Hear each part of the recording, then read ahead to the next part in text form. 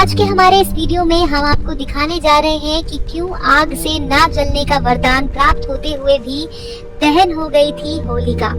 दोस्तों, फागुन पूर्णिमा को मनाया जाने वाला होली नामक त्योहार वर्ष का अंतिम तथा जन सामान्य का सबसे बड़ा त्योहार है। पौराणिक कथा के अनुसार असुर राज हिरण्यकश्यप के पुत्र प्रहलाद भगवान श्री हरि के भक्त थे। हिरण्यकश्यप उन्हें भगवान श्री हरि की भक्ति करने से मना करता था, किंतु जब प्रहलाद नहीं माने तो हिरण्यकश्यप उन्हें मारने के लिए अनेक उपाय करने लगा। पहाड़ पर ले जाकर गहरी खाई में गिराया, मारने का प्रयत्न किया परंतु विफल रहा। तब हिरण्यकश्यप की बहन होलिका ने कहा, भैया मैं एक पल में इसे जलाकर मार सकती हूँ। आप तो जानते हैं कि मुझे वरदान प्राप्त है, मैं जलती अग्नि में प्रवेश कर जाऊं तो भी नहीं जलूंगी। अगर मैं इसे गोद में लेकर जलती चिता में बैठ जाऊंगी तो ये जलकर मर जाएगा। किंतु दोस्तों, वो ये बात भूल गई थी कि वरदान उस अकेली के लिए था, ना कि किसी और को साथ लेकर प्रविष्ट होने के लिए। वो खुशी खुशी चिता तैयार कर प्रहलाद को लेकर उसमें बैठ गई और राक्षसों ने चिता में आग लगा दी।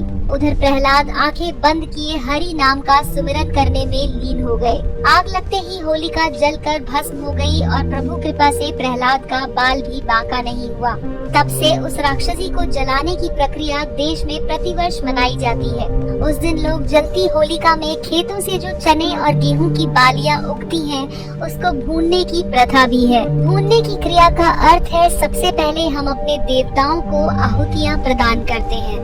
आहुतियां अग्नि में दी जाती हैं। इसके बाद प्रसाद स्वरूप नगर में ले जाते हैं, अर्थात उसके बाद गेहूं, जौ आदि की कटाई प्रारंभ होती है। होलिका दहन का वैज्ञानिक कारण। होलिका दहन पूर्ण रूप से वैज्ञानिकता पर आधारित है। शीत ऋतु समाप्त होती है और गर्मी ऋतु का आगमन होता है। ऋतु बदलने के कारण शरीर पर अनेक प्रकार के संक्रमण रोगों का आक्रमण होता है, जैसे कि हैजा, खसरा, चेचक आदि। एवं संक्रामक रोगों को वायुमंडल में ही भस्म कर देने के लिए होलिका दहन किया जाता है। पूरे देश में रात्रि काल में एक ही दिन होली जलाने से वायुमंडलीय कीटाणु जलकर भस्म हो जाते हैं। इसके अतिरिक्त जलती होलिका की प्रदक्षिणा करने से हमारे शरीर में कम से कम 40 फ़ारेनहाइट गर्मी प्रवेश होती है।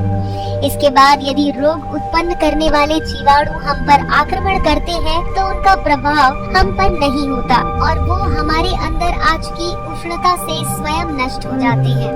तो दोस्तों, ये था हमारा वीडियो जिसमें हमने आपको बताया कि आखिर क्यों आग से ना जलने का वरदान प्राप्त होते हुए भी दहन हो गई थी होली।